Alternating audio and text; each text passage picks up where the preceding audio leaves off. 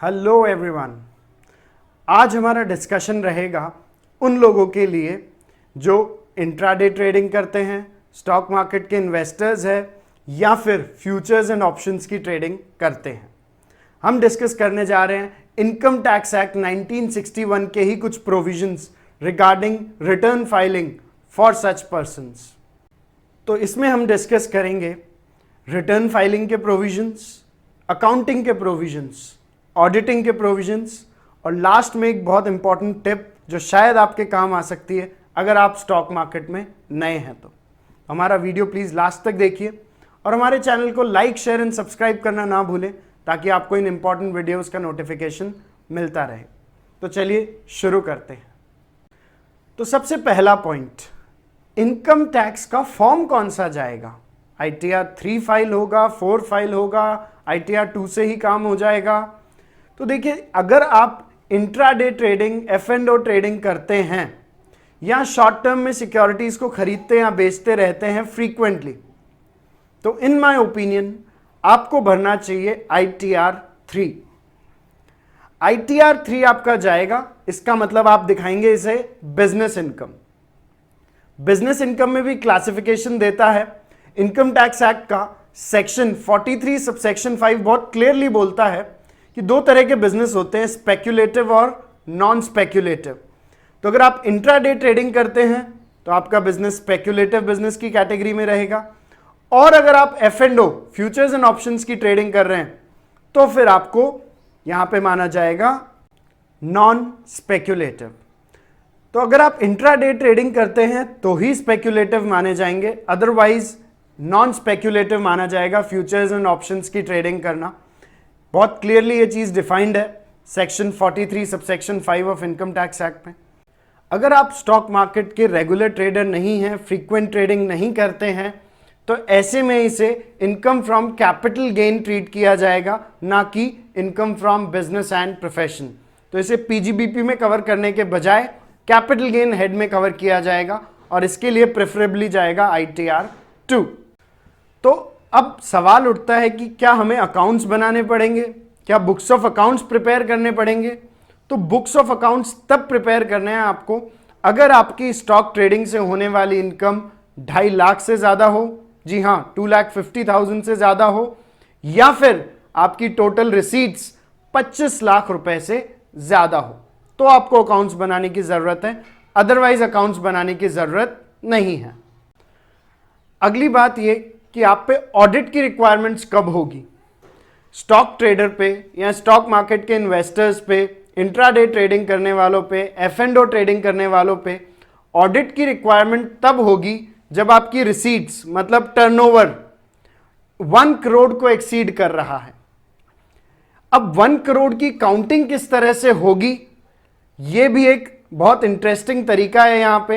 यहां नॉर्मल तरीका नहीं है ग्रॉस रिसीट्स या टर्नओवर निकालने का, यहां पे एक अलग तरीका यूज किया जाता है टर्नओवर निकालने का। तरीका यह रहता है कि सबसे पहले आपके प्रॉफिट्स या लॉसेस, मतलब जो भी इंट्राडे ट्रेडिंग या F&O ट्रेडिंग से आपकी प्रॉफिट या लॉसेस अराइज हुए हैं, उनका सम करना पड़ेगा, और उनका टोटल अगर 1 करोड़ को एक्सीड कर रहा है तो आपको ऑडिट करवानी पड़ेगी, अदरवाइज आपको ऑडिट की जरूरत नहीं पड़ेगी। तो अकाउंट्स और ऑडिट के लिए जो ग्रॉस रिसिप्ट्स या टर्नओवर की रिक्वायरमेंट है, मतलब ऑडिट के लिए 1 करोड़ या अकाउंटिंग के लिए 25 लाख की जो थ्रेशोल्ड लिमिट रखी गई है, उसको किस तरह से काउंट किया जाएगा एक एग्जाम्पल से समझते हैं। तो एक एग्जाम्पल लेते हैं हम। मान लेते हैं mister X buys 100 units of futures at ₹200 and sells at ₹210. Also buys 200 units of options at 300 and sells at 290.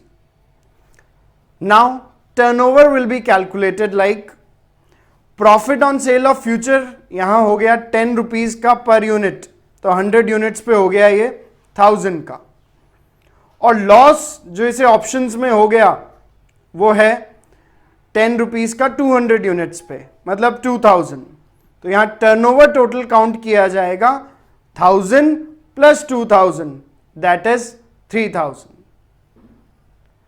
मतलब हम पॉजिटिव फिगर्स को ऐड ऑन कर लेंगे, हम नेगेटिव फिगर्स को ऐड ऑन कर लेंगे और दोनों का सम कर देंगे। 1000 का प्रॉफिट, 2000 का लॉस, तो टर्नओवर काउंट होगा 3000। ठीक है, तो इस तरह से टर्नओवर लिया जाता है for the purpose of income from stock trading और income from futures and options और इंट्राडे ट्रेडिंग। और अगर आपका टर्नओवर 1 करोड़ को एक्सीड कर रहा है और आप ऑडिट के रिक्वायरमेंट्स को फुलफिल नहीं करते हैं, ऑडिट नहीं करवाते हैं, तो सेक्शन 271B की पेनल्टी भी बहुत हैवी है। 1,50,000 1.5 लाख रुपए की पेनल्टी है फॉर अनऑडिटेड फाइनेंशियल स्टेटमेंट्स। तो ऐसे में बहुत ज़रूरी है कि हम सेक्शन 44AB की रिक्वायरमेंट्स को फुलफिल करें और टाइमली इस ऑडिटेड रिटर्न को फाइल कर दें।